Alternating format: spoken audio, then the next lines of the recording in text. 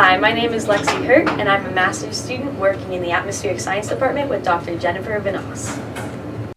My research focuses on human biometeorology, which is just a fancy way of saying that I assess the impacts of weather, mainly heat and air pollution, on people. More specifically, my research includes using multi-scale modeling of urban and neighborhood environments to better understand human-scale micrometeorology and to reduce human heat stress.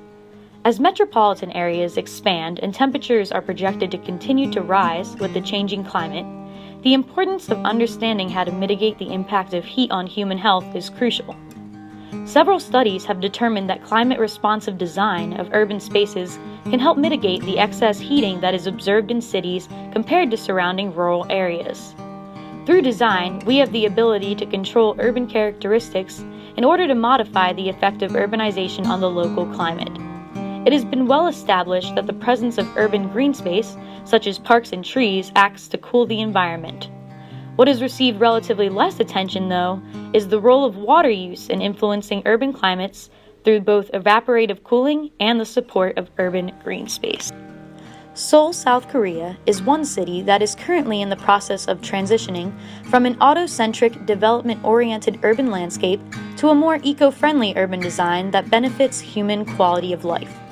In 2003, the Seoul government agreed to demolish a highly used elevated highway to restore a historic man-made stream named the Cheonggyecheon. During the summer of 2016, I was granted the opportunity to travel to Seoul and collect mobile data along the Cheonggye stream on multiple hot days in order to assess the stream's ability to reduce air temperature and human heat stress. In addition, I collected data at different stationary microclimates along the stream that represented the various locations available for human sitting pleasure along the stream. Human heat stress was modeled using the Comfort Energy Budget model, which takes into account multiple meteorological variables, clothing characteristics, and a person's metabolic activity, and then outputs a human's energy budget in watts per meter squared. The greater the energy budget value, the greater the amount of heat stress a human is experiencing. An average increase of 1.1 degrees Celsius in air temperature was found when moving away from the stream to the inner city. Human heat stress was found to be more closely correlated to incoming solar radiation than to air temperature, and also increased when moving away from the stream to the inner city. Of the 5 distinct microclimates that were analyzed, the microclimates that contained a shade-producing feature, such as a bridge or tall trees, were significantly cooler and more thermally comfortable for humans.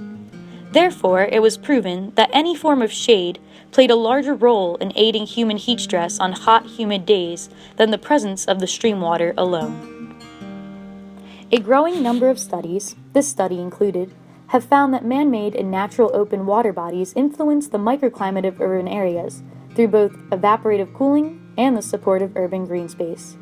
However, as the Cheonggye Stream Renewal Project was only completed in 2005, the stream's support of urban green space is relatively new and may influence greater cooling in the future as vegetation along the stream continues to grow and provides further shading. Thus, when implementing a man-made water body within a major city with a similar climate to Seoul, urban planners should consider a co-implementation of trees and plants along the water body that provide shade. Results in drier climates are likely to have a greater air temperature and human heat stress reduction due to the water itself. Overall, this research provides evidence for bioclimatic design recommendations for landscape architects and urban planners, which can be applied in densely populated cities around the world for human-scale heat stress mitigation as a form of climate change adaptation.